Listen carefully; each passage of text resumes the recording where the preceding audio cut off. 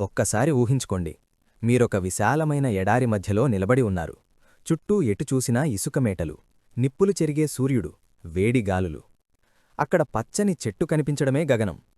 అలాంటి చోట ఎవరైనా వచ్చి ఇక్కడ మేము చేపలను పెంచుతున్నాం అని చెబితే మీరు నమ్ముతారా? ఖచ్చితంగా పిచ్చిపట్టిందా అని అడుగుతారు. ఎందుకంటే చేపలకు నీరు ప్రాణాధారం. ఎడారిలో చుక్కనీరు దొరకడమే కష్టం. కాని ఇజ్రాయెల్ వంటి దేశాలు ఈ అసాధ్యాన్ని సుసాధ్యం చేసి చూపించాయి. ప్రకృతి విసిరిన సవాలును స్వీకరించి విజ్ఞానశాస్త్రాన్ని ఆయుధంగా చేసుకుని ఎడారి ఇసుకలోమే చేపల చెరువులను నిర్మించారు. ఇది కేవలం ఒక ప్రయోగం కాదు, మానవ మేధస్సు సాధించిన మహావిజయం. ఎడారిపైన అంతా ఎండిపోయి కనిపించినా భూమి అంతర్భాగంలో భారీగా నీటి నిల్వలు ఉంటాయి. దీనినే భూగర్భజలం అంటారు. ఇజ్రాయెల్ శాస్త్రవేత్తలు ఎడారి అడుగున అన్వేషణ సాగించినప్పుడు వారికి విపరీతమైన నీరు లభించింది. అయితే ఆ నీరు తాగడానికి పనికిరాని ఖారా లేదా ఉప్పు నీరు. సాధారణంగా ఈ నీటితో వ్యవసాయం చేయడం కష్టం. కాని ఆశ్చర్యకరంగా ఈ ఉప్పునీరు కొన్ని రకాల చేపల పెంపకానికి అద్భుతంగా పనికివస్తుందని వారు గుర్తించారు. ముఖ్యంగా సముద్రపు చేపలు మరియు తిలాపియా వంటి రకాలు ఈ నీటిలో చాలా వేగంగా పెరుగుతాయి. ఈ ఆవిష్కరణ ఎడారి ముఖచిత్రాన్నే మార్చేసింది. ఎడారిలో నీటి కొరత ఎక్కువగా ఉండటంతో లభించిన కొద్దిపాటి నీటిని కూడా వృధా చేయకుండా ఉపయోగించేందుకు రీసర్క్యులేటింగ్ ఆక్వాకల్చర్ సిస్టమ్ అనే అత్యాధునిక సాంకేతికతను వినియోగిస్తున్నారు. ఈ విధానంలో చేపలను పెద్ద పెద్ద ట్యాంకులలో పెంచుతారు. చేపల విసర్జితాల వల్ల మురికిగా మారిన నీటిని ప్రత్యేక ఫిల్టర్ల ద్వారా శుద్ధి చేసి అందులోని వ్యర్థాలను వేరుచేసి తిరిగి స్వచ్ఛమైన నీటిని అదే ట్యాంకులోకి పంపిస్తారు. నీటిలో ఆక్సిజన్ స్థాయిని నిరంతరం పర్యవేక్షిస్తూ చేపలు ఆరోగ్యంగా పెరిగేలా చూస్తారు. దీనివల్ల సాధారణ చెరువుల కంటే దాదాపు 90% తక్కువ నీటితోనే ఎక్కువ చేపలను పెంచడం సాధ్యమవుతుంది. ఒకప్పుడు ఎడారి రైతులు కేవలం ఖర్జూరం పండించడం లేదా గొర్రెలు మేకలను కాయడం మీదనే ఆధారపడేవారు. కానీ చేపల పెంపకం వారి జీవితాల్లో కొత్త వెలుగులు నింపింది. ఎడారిలో పెరిగిన చేపలకు మార్కెట్లో మంచి డిమాండ్ ఉంది. వీటిని స్థానికంగా అమ్మడమే కాకుండా విదేశాలకు కూడా ఎగుమతి చేస్తున్నారు. ట్యాంకుల నిర్వహణ, మేత వేయడం, నీటి శుద్ధి వంటి పనుల ద్వారా గ్రామాలలోని యువతకు, మహిళలకు పెద్ద ఎత్తున ఉపాధి లభిస్తోంది. ఒక మహిళా రైతు మాటల్లో చెప్పాలంటే, ఒకప్పుడు జీవనం గడవడమే కష్టమయ్యేది. ఇప్పుడు చేపల ఆదాయంతో తన పిల్లలకు మంచి విద్య అందించగలుగుతున్నానని గర్వంగా చెబుతోంది. అయితే ప్రకృతికి విరుద్ధంగా చేసే పనుల్లో సవాళ్లు తప్పవు. ఎడారిలో చేపల పెంపకం అంత సులభమైన పని కాదు.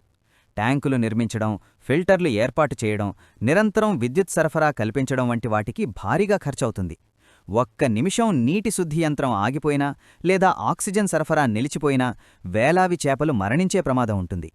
కృత్రిమ వాతావరణంలో చేపలు పెరగడం వల్ల వ్యాధులు వేగంగా వ్యాపించే అవకాశం ఉండటంతో నిరంతర నిపుణుల పర్యవేక్షణ అవసరమవుతుంది. ఎడారిలో ఎండలు ఎక్కువగా ఉండటంతో ఈ ఫామ్లకు అవసరమైన విద్యుత్తును సోలార్ ప్యానెల్స్ ద్వారా ఉత్పత్తి చేస్తున్నారు. ఇది పర్యావరణానికి మేలు చేయడమే కాకుండా రైతులకు విద్యుత్ ఖర్చును కూడా తగ్గిస్తోంది.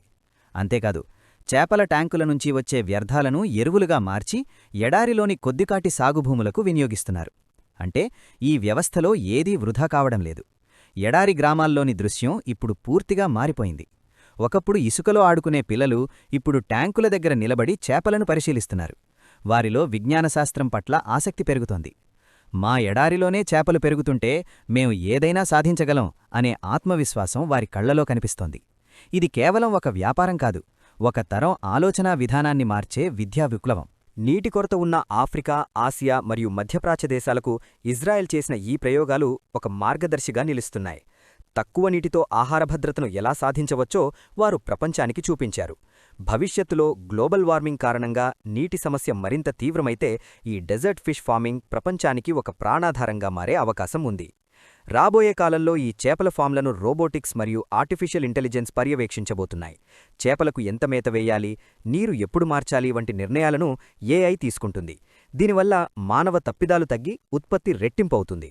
తక్కువ ఖర్చుతో సామాన్య రైతు కూడా ఈ టెక్నాలజీని వినియోగించే రోజులు దగ్గర్లోనే ఉన్నాయి. ఎడారిలో చేపల పెంపకం అనేది కేవలం టెక్నాలజీ విజయం మాత్రమే కాదు, అది మానవ పట్టుదలకు నిలువెత్తు నిదర్శనం. ఎక్కడైతే ఏమీ లేదని ప్రపంచం అనుకుంటుందో అక్కడే అద్భుతాలు సృష్టించవచ్చని ఈ కథ చెప్తోంది.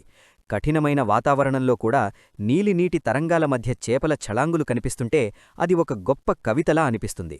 ప్రకృతితో సమతుల్యతను కాపాడుకుంటూ విజ్ఞానాన్ని జోడించి ముందుకు సాగితే అసాధ్యమనే మాటకు చోటు ఉండదని ఈ డెజర్ట్ మిరాకిల్ మనకు నేర్పుతున్న పాఠం. ఒకప్పుడు ఎడారి గ్రామాలంటే కేవలం ఎండిపోయిన భూములు, గాలికి కొట్టుకుపోయే గుడారాలు మరియు ఒంటెల మందలే గుర్తుకు వచ్చేవి.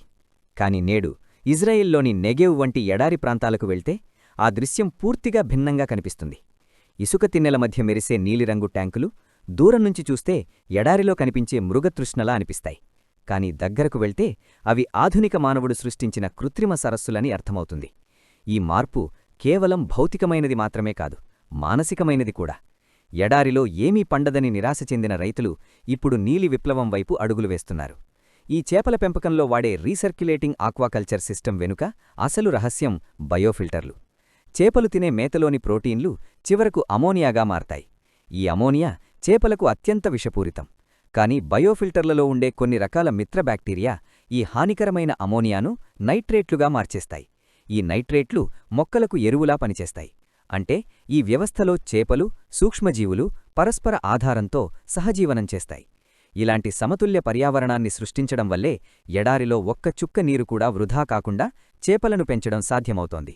సాధారణంగా ఎడారి వాతావరణం అంటే పగలు మండే ఎండ, రాత్రి కఠినమైన చలి. ఇది చేపల ఆరోగ్యానికి శాపం అనుకుంటారు చాలామంది. కాని ఇజ్రాయెల్ శాస్త్రవేత్తలు దీనిని వరంగా మార్చుకున్నారు. ట్యాంకులపై ప్రత్యేకమైన ఇన్సులేషన్ షీట్లు వాడటం వల్ల బయట ఎంత వేడి ఉన్నా లోపల నీటి ఉష్ణోగ్రత స్థిరంగా ఉంటుంది. అంతేకాదు, ఎడారిలో సూర్యరశ్మి పుష్కలంగా లభించటంతో సోలార్ విద్యుత్ ఉత్పత్తి చేయడం సులభమైంది. ఈ విద్యుత్తుతోనే ఆక్సిజన్ పంపులు, వాటర్ ఫిల్టర్లు 24 గంటలు నిరంతరం పనిచేస్తున్నాయి. అంటే ఉచితంగా లభించే సూర్యశక్తితోనే చేపల పెంపకం జరుగుతోంది. ఈ మార్పు సామాజిక విప్లవానికి దారితీసింది, ముఖ్యంగా మహిళా సాధికారతకు. ఒకప్పుడు ఎడారి ప్రాంతాల్లో మహిళలకు ఉద్యోగావకాశాలు చాలా తక్కువగా ఉండేవి. కాని చేపల పెంపకం రంగంలోకి అడుగుపెట్టిన తర్వాత వారి పాత్ర గణనీయంగా పెరిగింది. నీటి నాణ్యతా పరీక్షలు, ల్యాబ్ నిర్వహణ, మైక్రోస్కోప్ ద్వారా చేపల ఆరోగ్య పరిశీలన వంటి పనుల్లో మహిళలు అద్భుతంగా రాణిస్తున్నారు. అంతేకాదు, చేపల ప్యాకేజింగ్, మార్కెటింగ్, ఎగుమతుల పర్యవేక్షణ వంటి రంగాల్లో మహిళా పారిశ్రామికవేత్తలు ఎదుగుతున్నారు. ఇది కేవలం ఆదాయం మాత్రమే కాదు, వారి ఆత్మవిశ్వాసానికి కూడా బలమైంది. మేము ఇంటి పనులకే పరిమితం కాదు, ఎడారిని సాగు చేస్తున్న యోధులం అని వారు గర్వంగా చెబుతున్నారు. ఈ సాంకేతికత భారతదేశానికి కూడా ఎంతో అవసరం. రాజస్థాన్, గుజరాత్ వంటి రాష్ట్రాల్లో విశాలమైన ఎడారి ప్రాంతాలున్నాయి. ఇక్కడ కూడా భూగర్భంలో ఉప్పునీరు లభ్యమవుతుంది. ముఖ్యంగా థార్ ఎడారిలో రైతులు ఇప్పటికీ వర్షాల మీదే ఆధారపడి జీవిస్తున్నారు. ఇజ్రాయెల్ తరహా హైటెక్ ఆక్వాకల్చర్ని ఇక్కడ అమలు చేస్తే భారత ఎడారుల్లో కూడా చేపల పంట పండించవచ్చు. చేపలలో ఉండే ప్రోటీన్లు, ఒమేగా-3 ఫ్యాటీ యాసిడ్లు పోషకాహార లోపాన్ని తగ్గించడంలో కీలక పాత్ర పోషిస్తాయి. ఇప్పటికే మన దేశం నీలి విప్లవానికి ప్రోత్సాహనిస్తున్నా ఈ ఆధునిక సాంకేతికత మరింత అవసరం. ఆర్థికంగా కూడా ఈ ఎడారి చేపల పెంపకం భారీ లాభాలనిస్తోంది. ఇక్కడ పెరిగే చేపలు సాధారణ చెరువుల్లో పెరిగేవాటికంటే నాణ్యమైనవిగా గుర్తింపు పొందాయి. నీరు నిరంతరం ఫిల్టర్ అవుతుండటంతో కాలుష్యానికి అవకాశముండదు. యూరప్, అమెరికా వంటి దేశాల్లో ఆర్గానిక్ మరియు క్లీన్ చేపలకు భారీ డిమాండుంది. ఇజ్రాయెల్ రైతులు ఈ చేపలను విమానాల ద్వారా తాజాగా విదేశాలకు ఎగుమతి చేస్తున్నారు. మొదట ఖర్చు ఎక్కువైనా అంతర్జాతీయ మార్కెట్లో లభించే ధరల వల్ల రైతులు కొద్ది సంవత్సరాల్లోనే భారీ లాభాలార్జిస్తున్నారు. ఈ వ్యవస్థ వెనక ఉన్న అసలు తాత్పర్యం పర్యావరణ నీతి. ఎడారిలో చేపల పెంపకం కేవలం లాభాల కోసమే కాదు, నీటి పొదుపు అనే బాధ్యతను ప్రపంచానికి గుర్తుచేసే ప్రయత్నం. చేపల విసర్జితాలను వ్యర్థంగా పారవేయకుండా ఎరువులుగా మార్చడం వల్ల నేల సారవంతమవుతోంది. చేపల ట్యాంకుల నుంచి మిగిలే నీటిని ఖర్జూరం వంటి తక్కువ నీరు తీసుకునే చెట్లకు ఉపయోగిస్తున్నారు. అంటే ఒకే చుక్క నీటితో చేపల్ని కూడా, చెట్లను కూడా పెంచుతున్నారు. భవిష్యత్తులో ఈ రంగం మరింత ఆధునికంగా మారబోతోంది. స్మార్ట్ ఫిష్ ఫార్మింగ్ అనే భావన ఇప్పటికే రూపుదిద్దుకుంటోంది. నీటిలోని pH స్థాయి, ఆక్సిజన్ శాతం, చేపల కదలికలను AI సెన్సార్లు గమనిస్తాయి. ఏ చిన్న సమస్య వచ్చినా వెంటనే రైటి మొబైల్కు అలర్ట్ వెళుతుంది. చేపలకు అవసరమైనంత ఆహారం మాత్రమే వేసే ఆటోమేటిక్ ఫీడింగ్ వ్యవస్థలు వాడటం వల్ల ఆహారం వృధా కాకుండా నీరు కూడా శుభ్రంగా ఉంటుంది. దీనివల్ల ఖర్చు తగ్గి ఉత్పత్తి పెరుగుతుంది. ఎడారిలో చేపల పెంపకం అనేది కేవలం ఒక వ్యాపారం కాదు, అది మానవ సంకల్పానికి నిదర్శనం. ప్రకృతి ఇక్కడ ఏమీ సాధ్యం కాదు అని చెప్పిన చోట మానవుడు ఇక్కడే అద్భుతాన్ని సృష్టిస్తాను అని నిరూపించాడు. ఇసుకగాలులు వీచే ప్రదేశంలో నీటి అలల్లో ఆడుతున్న చేపలు ఒక విషయం స్పష్టంగా చెబుతున్నాయి: నమ్మకం, కష్టం మరియు సరైన ఆలోచన ఉంటే ఎడారిలో కూడా నందనవనాన్ని సృష్టించవచ్చు. ఈ కథ మనందరికీ స్ఫూర్తినిచ్చే గొప్ప ఉదాహరణ.